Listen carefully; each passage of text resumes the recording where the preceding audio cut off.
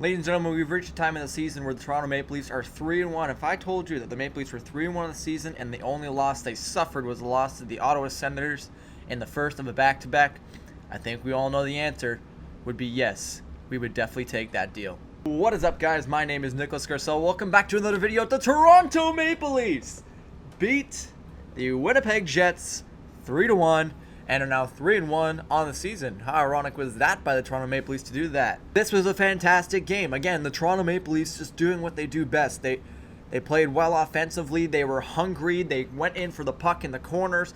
They came out dirty. They did everything they needed to do in this game. Take tons of shots. We had double the amount of shots as the Winnipeg Jets, just like we did against the Senators in the second game of the back-to-back. And we made the Jets look like an AHL team. I mean, they weren't skating out there. They had nothing they could do because Toronto was just so flat out perfect in that game. There was nothing the Jets could do to counter their attack. Now, I'll give the Jets some credit. In the first period, they had a slumpy period. In the second period, they had a slumpy period. In the third period, they picked it up and they became an NHL team again, so we'll give them credit there. So we'll look at the shot count for the first couple periods. So the Leafs were even Steven with the Winnipeg Jets, 10 shots apiece each. But the second period, 22 shots for the Toronto Maple Leafs and only 6 for the Jets, in which the Jets scored in that period. But it was an okay goal. I mean, Freddie Anderson could have stopped it, but we all know we'll let that one slide.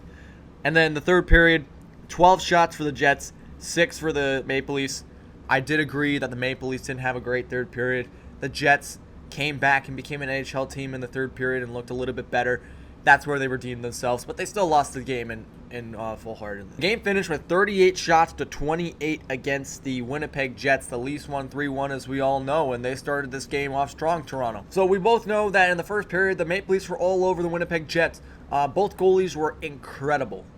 Both goalies were playing the best they've ever played so far this season. Connor Hellebuyck and Freddie Anderson knew the task at hand. They knew both teams are high-scoring teams, not very good defensively. They knew they had to be on their best behavior and stop a couple pucks when it came to. Talk about Marner and Matthews in the offensive zone. I mean, incredible stuff from these two. They started off the season not too great. Tavares and Nylander got the jump on them.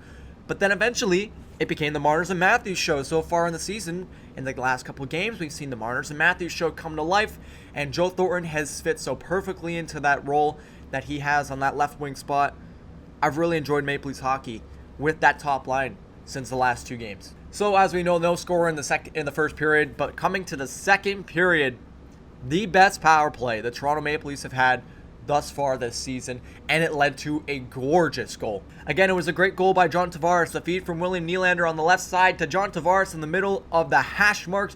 One tees it past Connor Hellebuyck, who was sliding over to look like he blocked a shot on the previous play and couldn't get far over enough to stop John Tavares. The net is wide open, 1-0 for the Toronto Maple Leafs. And again, another great period by the Toronto Maple Leafs. They allowed a goal in the second period, and it was in the last couple minutes again. The Leafs have tended to do this, but we know they can get past it because just a great pass from Auston Matthews to Justin Holl. He takes the one-timer near to the point. It goes through Connor Hellebuyck, not all the way through. Marner taps it home, 2-0 for the Toronto Maple Leafs, but that wouldn't stop it there for the scoring. The Winnipeg Jets would grab a goal by Kyle Connor just slightly after that goal at the end of the period, and the Leafs would go into the third period with a 2-1 lead.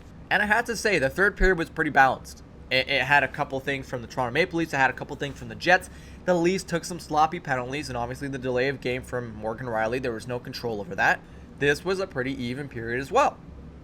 The Jets had a little bit of advantage because they had a couple power plays, and the Leafs did a good job penalty killing, but also the Jets had no answer for the Maple Leafs defense. On that penalty kill, they were just passing the puck around. You could see my anxiety was so high because the Jets were just passing around the puck and not shooting. It looked like they had a plan, but as I started to watch the rest of the power play, you could see the Jets had nowhere to go. If you're looking at the triangle created by the Toronto Maple Leafs, this was a complete disaster for the Winnipeg Jets. They couldn't find any openings. Trying to send a one-timer to Kyle Connor, that's going to be blocked by Jake Muzzin. I mean, they had nothing to go for in the third period.